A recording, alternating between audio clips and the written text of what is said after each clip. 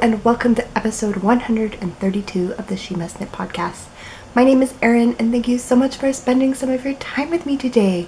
So it has been another 3 weeks. It's actually been a little bit more. I'm recording on a Saturday today, and the last couple of episodes I've been doing it on Thursdays because Thursdays have been the day that Dennis goes into work. Well, I was all set to record this past Thursday, and then Dennis told me he wasn't going into work because he had a very early meeting and his boss said he could take it from home. So that kind of threw that plan out the window, and Friday wasn't going to work. And so yeah, now it's Saturday. And I figured this was going to be the best time because Dennis is out at soccer and Avery actually has a play day right now, so she's out of the house. So the only one home with me, as usual, is Kira. And hopefully this goes well because yesterday she was super grumpy. And then last night, right at bedtime, right? She all of a sudden, she got all congested and her nose started running and she was having trouble sleeping and then she was waking up with a cough and it was just not a very fun evening. So she's a little under the weather today. So I don't know how this is going to go because she's been a little needier than usual. But yeah, as usual, she's over watching a little show. I've got some stuff set up. I've got a plan A in the bathroom with bubbles and water. I got a plan B over there with some kinetic sand and her dinosaur toys and some construction toys and stuff like that. So we'll just have to see how this goes. But I don't actually anticipate this being a very long episode because I've been working on other things other than my knitting in the last couple of weeks. I actually have my first show of the season coming up next Saturday, so in 1 week, and it's been challenging getting ready for it with Kira around, but I've been doing my best. So a lot of my time has been being spent sewing and preparing. So I did work on some things, but just not as many things as I think I would have worked on if I didn't have other stuff taking up my time.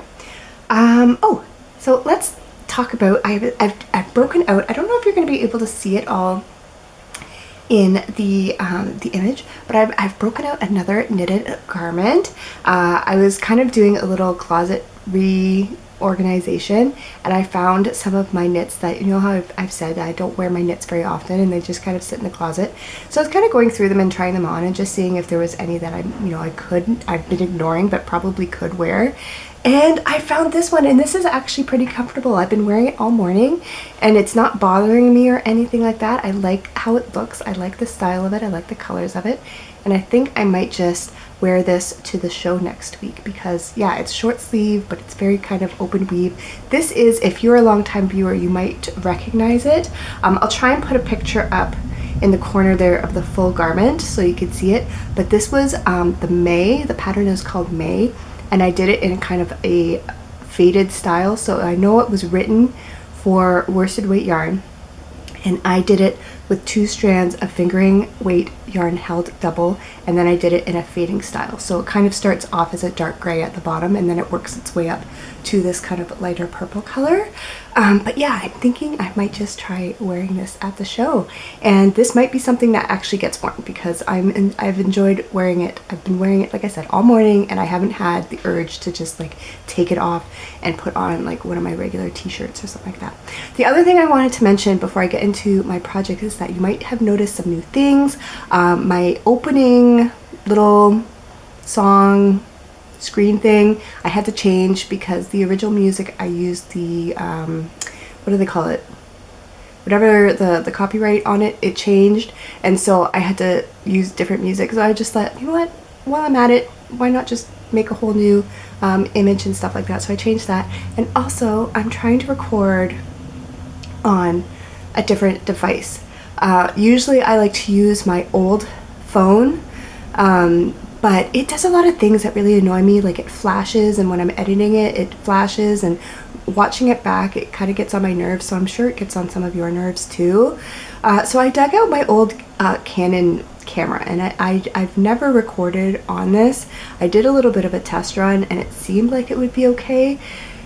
I'm just crossing my fingers that this will end up being okay. You'll have to let me know what you think of if the quality of the picture is good enough, if the lighting that it's picking up is good enough, if the colors that it picks up is good enough. I don't know.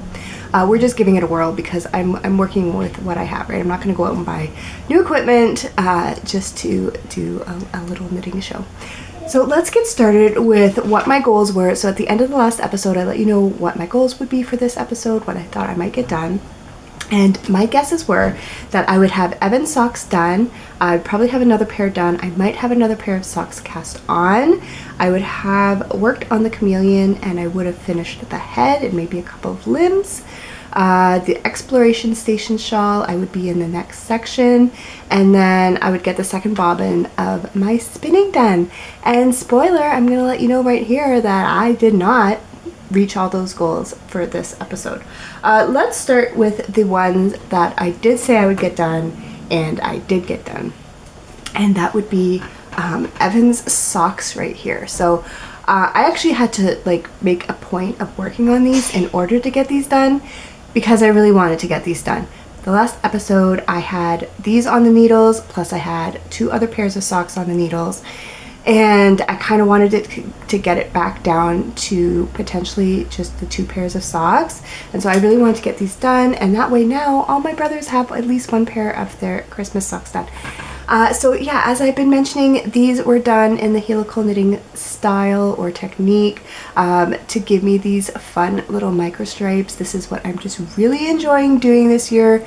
I'm really enjoying going through my stash and picking out different yarn combinations and seeing how they look together, and I'm really happy with this one. So I did it with a striping yarn. Where's my extra yarns? Here we go. So I picked out 1 striping yarn, which was this one here, and off the top of my head I don't remember what the yarn brand was or the colorway, but it was a striping yarn. And then I have this one here that I over dyed, and this is just a kind of tonal solid. And I personally like how the micro stripe technique looks best when I pair kind of like either a really bright or really dark solid that completely contrasts with whatever the striping yarn or other yarn that I choose is. Because if your contrast yarn has any similarity whatsoever to any of the colors in your second yarn, then when those stripes kind of meet up, you're not going to get those crisp little tiny little micro stripes. So I like picking like a totally contrasting color, or either bright or dark, but totally contrasting. Or it could even be light, like if your striping yarn has a lot of dark colors, then to pick a totally contrasting light color, that could work too. But I really like how this colorway worked up with the brown accent, and I think my brother is really going to like those too. Now, I tried to do something helpful and weigh my yarn to see, to be able to tell you exactly like how much of the contrast yarn I used and how much of the kind of the leg yarn I used, but the numbers that I got were like completely, they completely didn't make sense. So I will tell you that when I weighed the socks, they weighed about 76 grams altogether, but I have a feeling that the yarns that I used were over the 100 gram weight, because when I looked at what was left over, what I would have used out of that 100 grams on the both skeins didn't add up to the 76 grams weight of the socks, if that makes sense. So I think what I'm going to do the next time I start a microstripe pair of socks fresh, like before I even cast them on, I am going to weigh my main skeins, and then I should be able to get a more accurate result on exactly how much of the main skein I use and how much of the contrast skein I use, because whatever yarn that if you're going to do it in the way that I like to do, which is the cuff, the heel, and the toe is in the same yarn that you use all throughout as the contrast stripes, then you use more of that yarn than you do of like the striping or the speckled or whatever that leg yarn is. And I kind of wanted to know what those numbers look like. But this case, that didn't work out. So next time I cast on a pair, I'm going to weigh everything before I start, and hopefully I'll get better numbers. So that is that. I did not work on the other pair of microstripe socks that I showed you last time. I did not work on those at all. So the second pair from my brother Owen that had the kind of green contrast and the blue contrast mixed with, what was it? Oh, that kind of speckly yarn. I did not touch those at all. However, I did work on the other pair that I started my grab and go pair. So if you remember how I was saying I had 2 microstripe pairs on the socks on the needles, and now that Kira and I are going to the parks more often, they are just not very conducive for taking out and about with me, because you've got the 2 balls and you have to alternate them and move them around and stuff while you're working on them. So I started another pair of socks that I could just grab and go and knit with no issues, and I had decided to pull this sock blank out that I had found in my stash, and I had started that. And the last time I showed you, I was just up about here because I wasn't sure how the speckling and the yarn concentrations were really going to change based on what was in the sock blank. And I have since worked on it a little bit more, and you can see what's happening with the colors now. We're getting into a bit of the lighter section. I have I've finished the heel. I've done the heel increases and decreases, and I'm on the foot now. All my socks, I use the strong heel. I really like it because it's knit right into the sock. There's no picking up stitches. There's no doing any kind of fiddling things. You just kind of increase and create this little triangular section there, and then you do a turn, your heel turn, and decreases, and just keep going. So I really like how it's incorporated into the sock. It's just, once I figured out that heel, once I discovered it, and for anyone curious, the way I discovered that pattern or that type of heel was through the Jangles socks on Ravelry. I had knit that pattern. It used that type of heel. I really enjoyed that type of heel, and I have since incorporated it into just my plain vanilla sock. So first sock, this is still the first sock, but I am on the foot. So when I have time to work on that, it shouldn't take me too long to get going. But yeah, I was just basically working on those 2 pairs of socks these past couple of weeks. Now, the project that really got a lot of my attention, once I got back into it and I was working on it, because I knew one of my goals was to get to the next section, I put a lot of time, a lot of evenings I put into this, because I really just wanted to get it kind of going. And I'm so happy with my progress on this. So this is the exploration station that I shared with you. I think have we talked about this 2 episodes now? Because if you'll remember, this was a project that has been hibernating since 2019, I believe. And I picked it up several weeks ago, and I was determined I really want to get this project done this year. And I had left it back in 2019 in the middle of the brioche section. And you can kind of even see the stitching is a little wonky right about down here in this area. That's where I picked it back up. And it took me several tries to kind of get back into the rhythm of the brioche and really figure out the stitching. But once I did, it went a lot faster.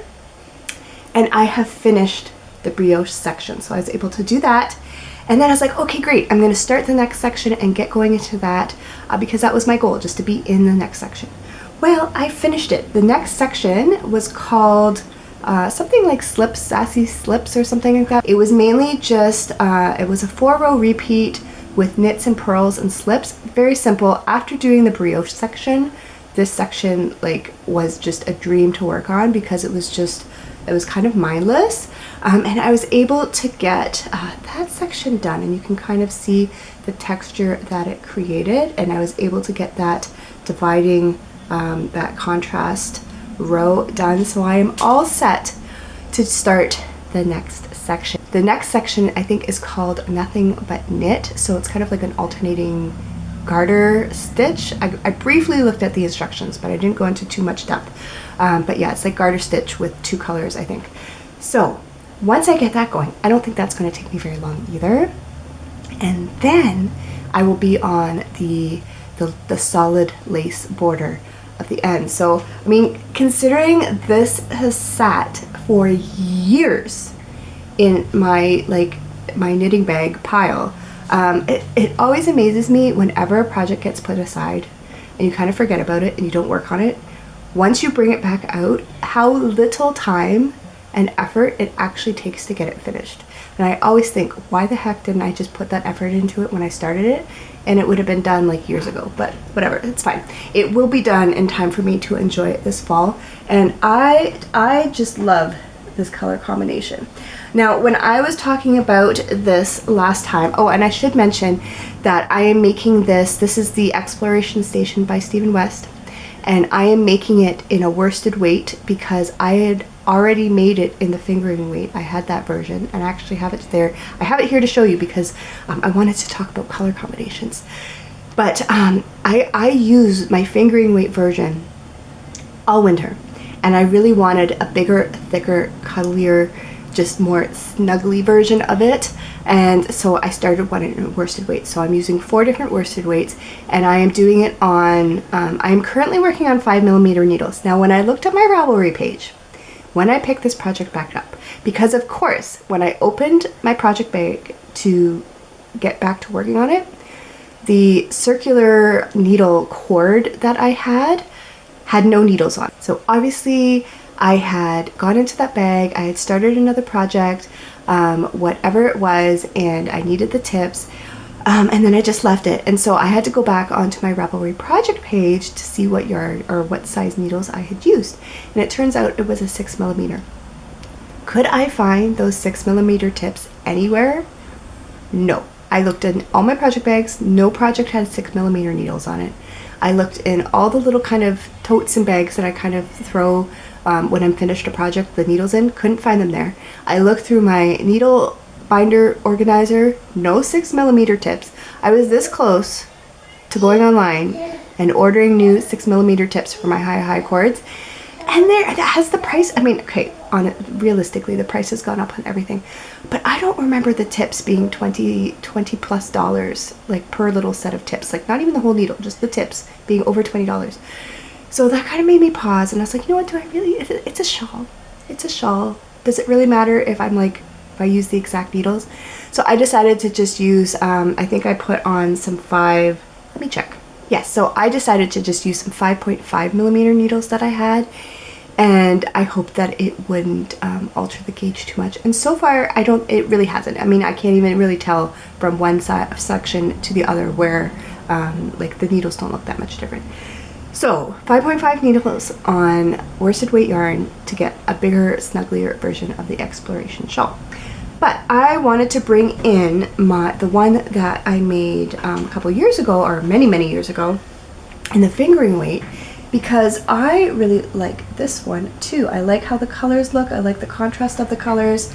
And one of the comments on my last episode was one of you had said that you really wanted to try this pattern, but the idea of picking out the 4 colors that you need it's kind of overwhelming. And for me, like, that's my favorite part with multiple colored shawls and stuff like that, because I really enjoy putting colors together. But I could see how that would be overwhelming for some people when you have this whole yarn collection and you have all these different types, like solids and speckles and striping and all this stuff, how to pick out 4 colors that would go really well if this was a pattern that you wanted to try. And honestly, I do recommend, if this is a pattern that appeals to you, like how it looks, I do recommend giving it a go.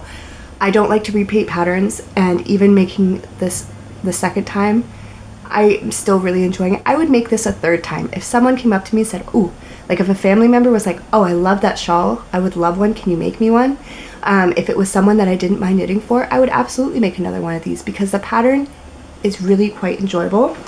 And I just really like how all the color sections work together.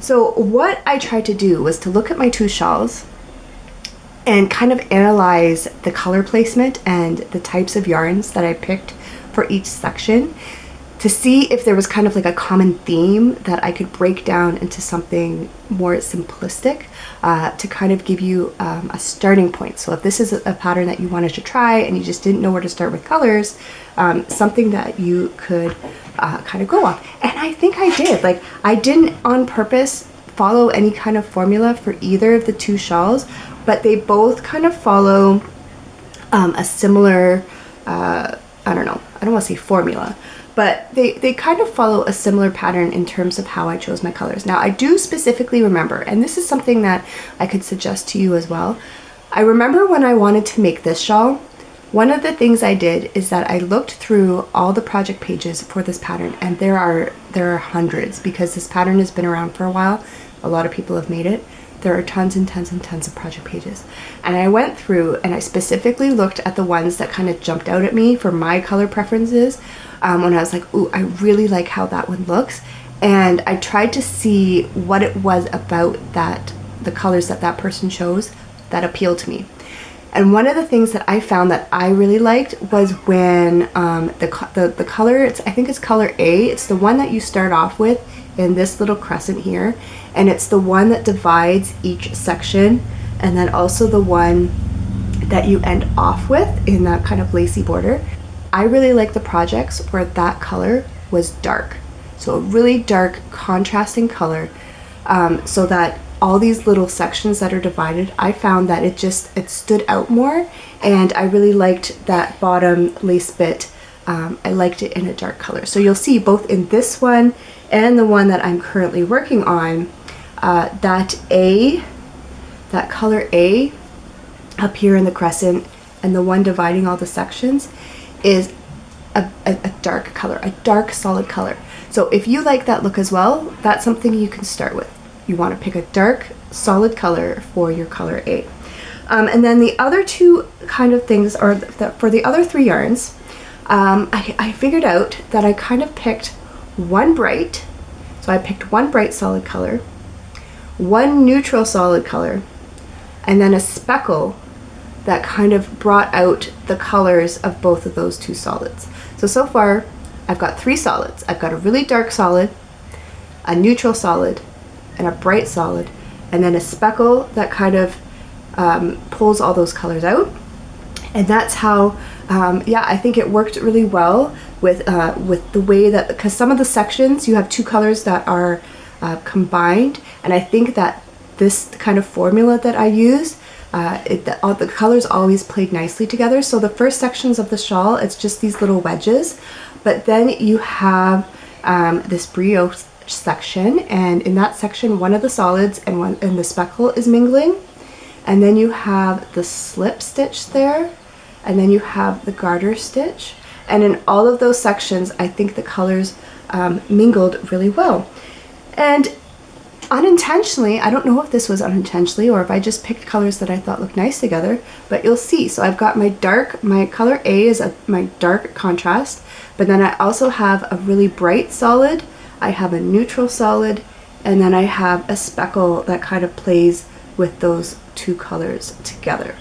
So I hope that kind of makes sense. And again, I like how the yarns are playing together. I like how they work in each section. Once I picked those four colors, I didn't really have to worry how they were going to look when combined in different sections. And yeah, I just really enjoy and recommend this project. So if you guys have any other questions about that, feel free to let me know. But I hope that's helpful. If that has been kind of your stumbling block in starting this shawl specifically, that's something to consider. You know, if you just look through your stash and look for a skein that kind of fits those kind of categories, like a dark solid, bright solid, neutral solid, and then a speckle that kind of goes with all those, that might be a good starting point. I do have notes, I think, on both of my project pages that go into more detail if you want something like actual to read or a visual on that. So that's the other project that I put a lot of time into. And then I think I only had one other project. Did I have one other project? Oh yes, I only had one other thing. There's been a couple of nights recently where I sat down and I pulled out my wheel and I started spinning on my the fiber that I currently have going. So I think I showed this to you in the last episode. This is a fiber from Totally Inked Yarns. I think the color was Time Machine. I picked this out during Vlogmas, and I got my first bobbin done back then in December, and then I didn't touch it. And I had said one of my goals for this episode was to have the second bobbin done, and it's not done, but I did start it. It is on my wheel right now. I don't really feel like taking it off, and like I just don't want to mess with it. If you spin, you'll understand. But I did take a picture of what it looks like on my wheel right now, so if you kind of want to get an idea of how much I've done, I will pop that up just on the side there. But I have been working on it, and if I can put a couple more evenings into it, I don't think it will take me very long to get that second bobbin done. I know that's probably not going to happen in the next week because I've done all my sewing for the show, or all the sewing that I know I'm going to be able to get done for the show. But I have to make all the stitch markers for the bags now. And I have a new accessory tin that I'm going to be premiering at this show. And I have to get all those put together too. So I don't think I'm going to be doing much knitting or spinning in the next week. But once that show is over next Saturday, I don't have another show until August. So hopefully I will be able to get back into some things, and I will have some things to show you the next episode. It's probably going to be a shorter one again, but hopefully I will have something. I don't think I'm going to do a whole bingo card update at the moment, because I think I only finished one square Evan socks. So I think what I'll do is I'm going to edit my card. I'm going to download a picture and just put a picture of my new card up so you can see what it's looking like right now. And if I remember correctly, finishing Evan's socks, I think gave me another bingo. So I am just whizzing along on my card this year. And the other thing I thought was interesting is I think this pair of socks, because on my project page in Ravelry, I always give every pair of socks that I create within that year a number, just so I can kind of see how many pairs of socks I'm making each year. And I think this pair of socks is number 7 for the year. And last year, I only made 8 pairs of socks. So I'm almost at the total number of socks that I made last year, halfway through the year. So yeah, I think I'm going to be able to really surpass that number this year, which is exciting. So shall we do some goals? I think that's, like I said, I think that's it. That's all I have for now. I need to go make some lunch because I'm hungry.